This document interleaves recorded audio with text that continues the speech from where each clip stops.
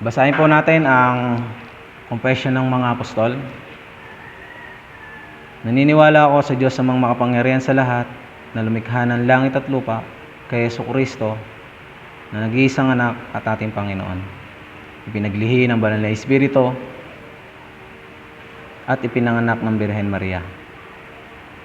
Nagdusa sa pamamahala ni Poncio Pilato, ipinako sa krus, namatay at inilibing.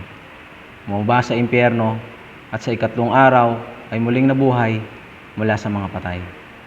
Umakyat sa langit at umupo sa kanang kamay ng Diyos amang makapangyarihan sa lahat. Mula roon ay uusgahin niya ang mga buhay at ang mga patay. Naniniwala ako sa banal na Espiritu, sa banal na universal na simbahan, sa pagkakaisa ng mga banal, sa pagpapatawad ng kasalanan, at sa pagkabuhay na muli ng katawan, at sa buhay na walang hanggan. Amen. Kantahin po natin ang hymnal number 88, I have found a friend in Jesus.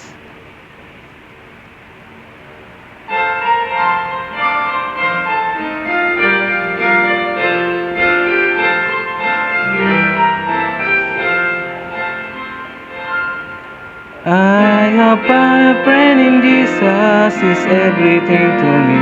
He's the peace of 10,000 to my soul. A lily of the valley, in Him alone I see. All I need to cleanse and make me fully whole. And sorrow is my comfort in trouble. He tells me every care has home. The lily of the valley, the mighty morning star, He the peace of 10,000 to my soul.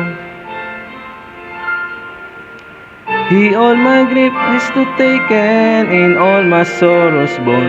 In the temptation, He's measuring mighty dawn. I have all for Him all shaken, in all my idols torn. From my heart and now He keep me by His power.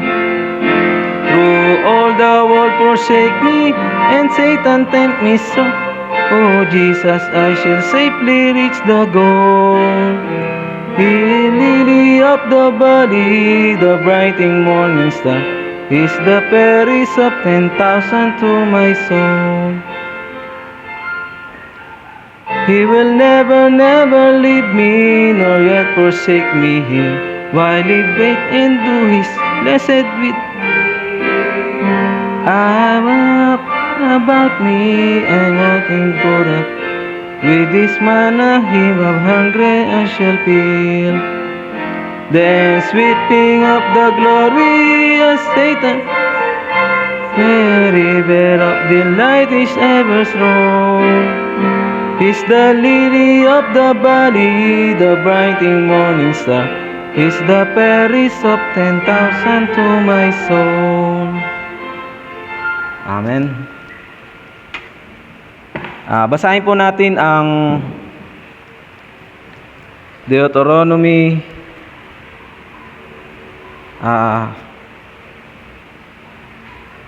basahin po natin ang Bilang chapter 14 verse 1 hanggang 10. Sabi po dito, naghimagsik kay Yahweh ang Israel. Nalungkot ang buong bayan ng Israel at magdamag na nag-iyakan. Nagbulungan sila laban kina Moises sa Aaron. Ang sabi nila, mabuti pang namatay na tayo sa Ehipto o kaya'y sa ilang, kaysa tayo ay patayin ng ating mga kaaway sa lupaing ipinagdalhan sa atin ni Yahweh, at bihagin ang ating asawa at mga anak.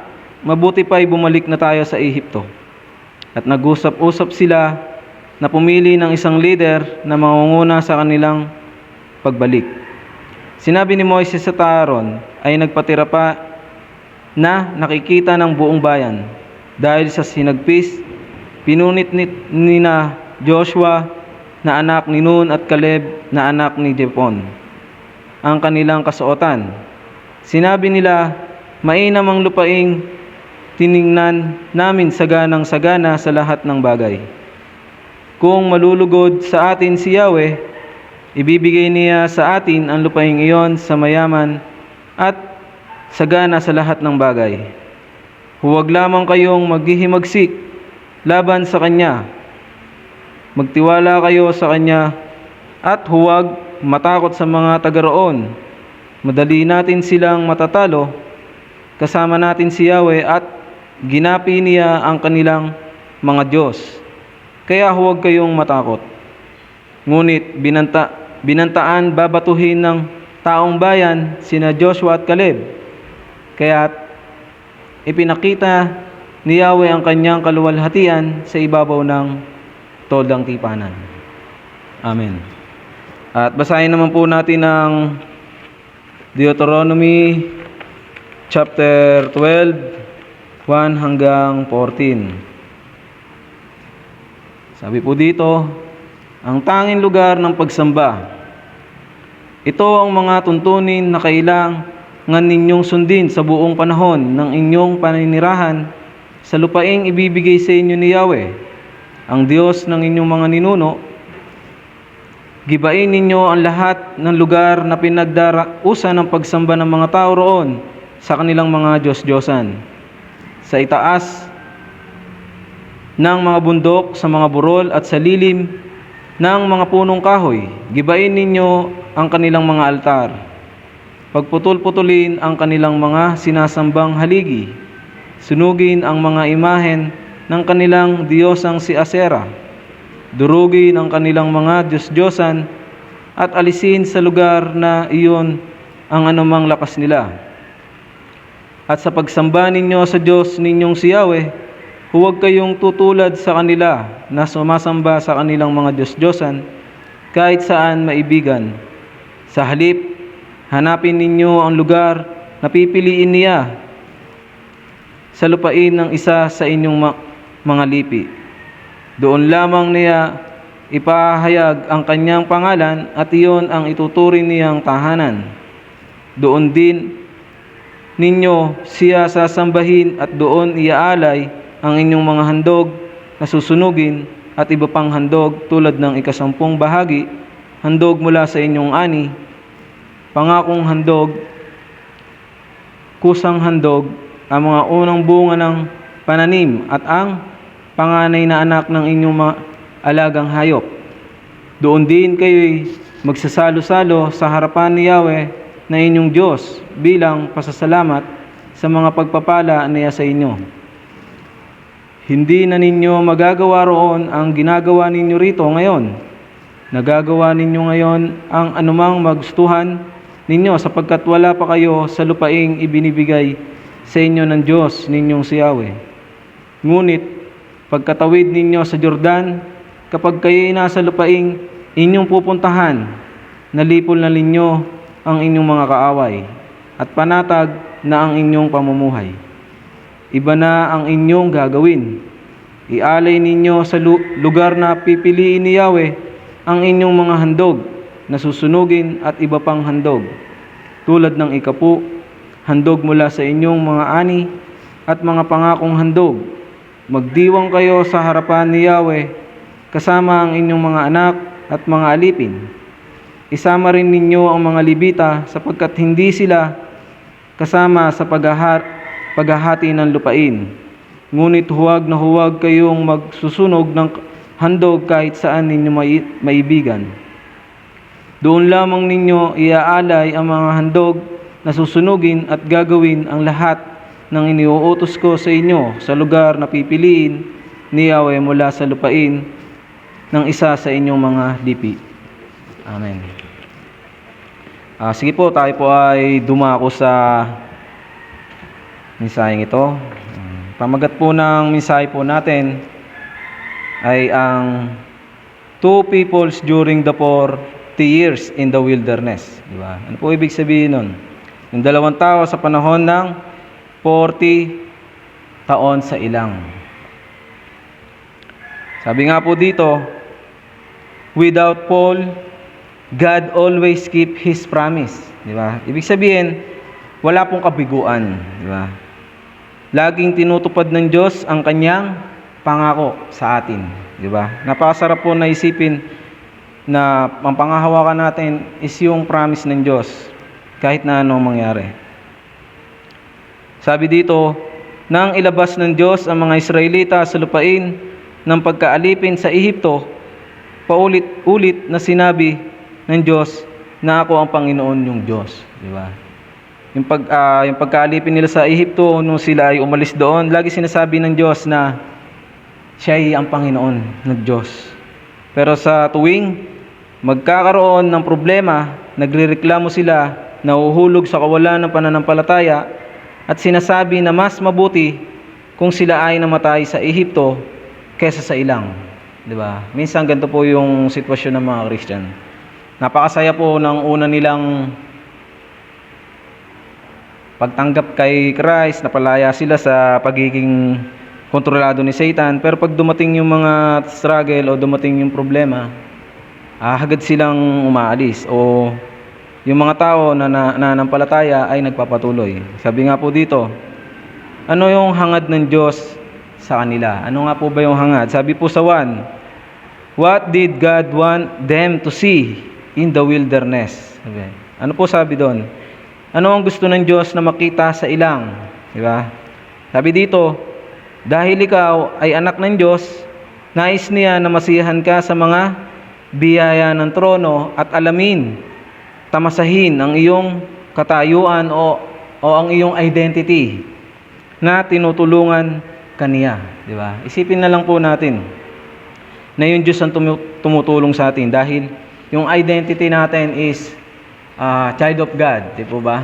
Anak po tayo ng Diyos, di ba? Kaya po tinutulungan niya tayo at nananampalataya tayo sa Kanya na siya lang ang magliligtas sa atin, di ba? Sabi pa nga po dito, ang kailangan mo lang gawin ay tandaan ang buong proseso ng mga hindi inaasahang kaganapan at iba't ibang uri ng mga tao ay nasa loob ng pakikipagtipan o yung tinatawag na covenant journey. Isipin na lang po natin kahit na anuman mangyari, yung covenant pa rin ng Diyos ang matutupad sa buhay natin, di ba? Kahit may sabi dito, yung mga hindi inaasahang pangyayari sa buhay natin, di ba? Isipin na lang po natin kahit yung iba't ibang mga tao, isipin na lang po natin na yung tinatahak natin buhay ay nasa covenant, di ba?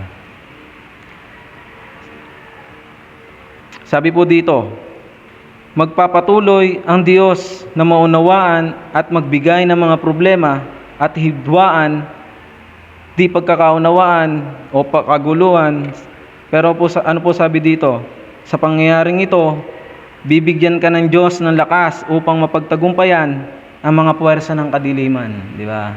Minsan, kapag dumating sa atin yung mga di pagkakaunawaan o pag-aalinlangan, nawawalan ng pag-asa, 'di ba? Dahil ano ba? Dahil nangyayari sa buhay natin 'to. Ano bang dahilan? Para mapagtagumpayan natin yung gawa ni Satan sa buhay natin. 'Di ba? Para tayo ay tumatag sa pananampalataya. Sabi dito, sa pangyaring ito, bibigyan ka ng Diyos ng lakas upang matagumpayan ang mga puwersa ng kadiliman at ihahayag niya in advance, kumbaga para mauunawaan mo kaagad, sabi dito, ang mga sagot sa pamamagitan ng pagsamba. Di ba? Ito po yung pinaka-importante sa lahat, yung pagsamba natin sa Diyos. Yung tunay po, yung tunay na pagsamba natin sa Diyos.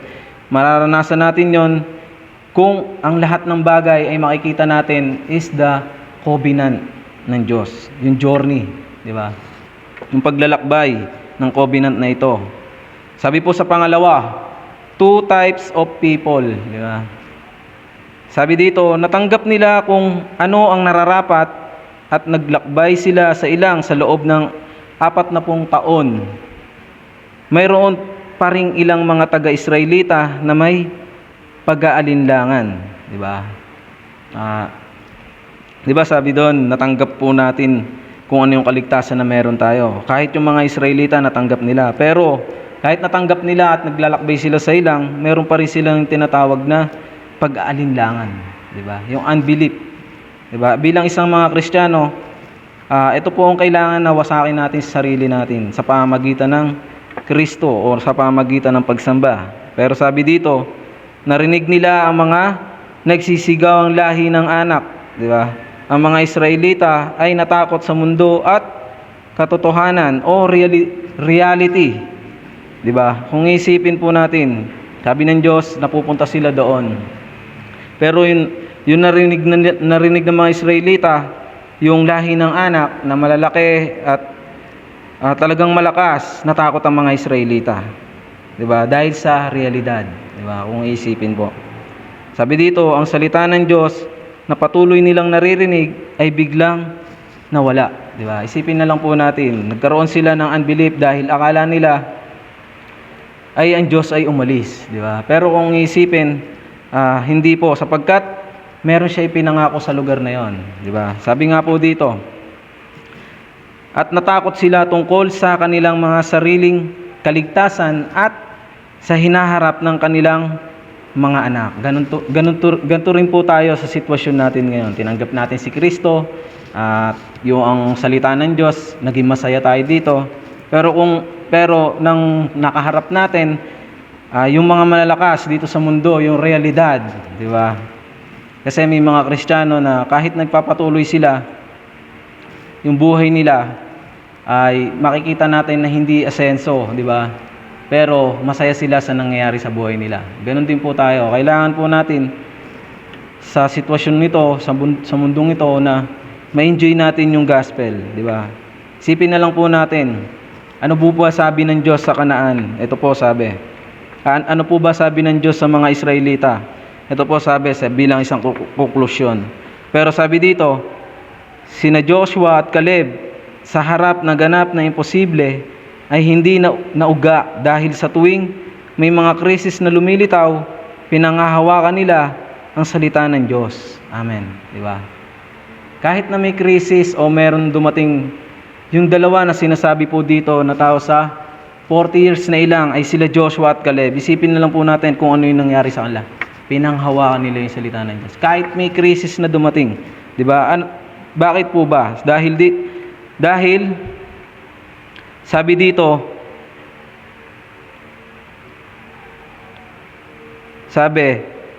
pinanghahawakan nila ang salita ng Diyos at ang kanyang mga pangako na matutupad, di ba? Ang kanyang mga pangako ay matutupad. Di ba? Ito po yung pinanghawakan nila Joshua at Caleb sa buhay nila. Na sinabi ng Diyos sa lugar na yon, nakita nila, di ba, na maganda ang lugar na yon at malakas. Ibibigay sa kanila ng Diyos yon, di ba? Sabi nga po dito, kaya bago pa man sila pumunta sa Kanaan, nasisiyahan sila sa sagot ng pagsakop in advance, di ba? Ibig sabihin, yung sinabi ng Diyos na ibibigay sa kanila yung lugar na yon, yung Kanaan na yon, at wawasakin yung mga tao nandoon at yung mga Diyos-Diyosan sa lugar na yon, di ba? Pinanghawakan nila Joshua na in advance. Ano pong ibig sabihin? Ito lamang po, kaya naging masaya sila, di ba? Kaya naunawaan nila na kahit yung mga Israelita, naguguluhan sila sa buhay nila, pero sila Joshua at Caleb, pinanghawakan pa rin yung salita ng Diyos. Di ba? Dahil ito yung pangako, di ba? Ito yung pangako ng Diyos sa kanila, ibibigay ng Diyos ang lugar na yon, di ba? Sabi nga po dito sa ating pulpit message, inihanda ng Diyos ang isang lugar ng pagsamba para sa kanyang mga napiling tao. Di ba? Sabi nga po dito sa Deuteronomy chapter 12, verse 5. Sa halip, hanapin ninyo ang lugar na pipiliin ng Diyos sa lupain ng isa sa inyong mga lipi. Doon lamang niya ipahayag ang kanyang pangako at iyon ang ituturing niyang tahanan. Amen. Diba? Napakasarap po na isipin. At nagagabayan tayo ng Diyos sa ibibigay niyang lugar, di ba? At kung isipin po natin, ang kailangan lang po dito ay panghawakan natin ang salita ng Diyos. Katulad na nangyari kay Joshua at Caleb. Pinanghawakan niya yung salita ng Diyos na ibibigay ng Diyos yung lugar na yon. Kaya po sa misayang ito lang po talaga ang masasabi ko. Panghawakan natin yung salita ng Diyos. Sige po, tayo po ay manalangin.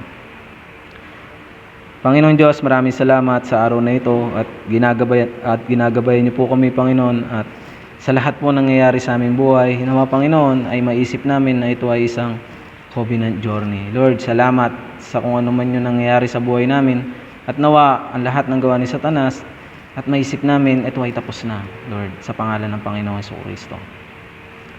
Our Father in heaven, hallowed be your name. Your kingdom come, your will be done on earth, it is in heaven. Give us today our daily bread and forgive us our debt, as we also forgiven our debtors. And lead us not into temptation, but deliver us from the evil one. For yours is the kingdom, and the power, and the glory forever. Amen.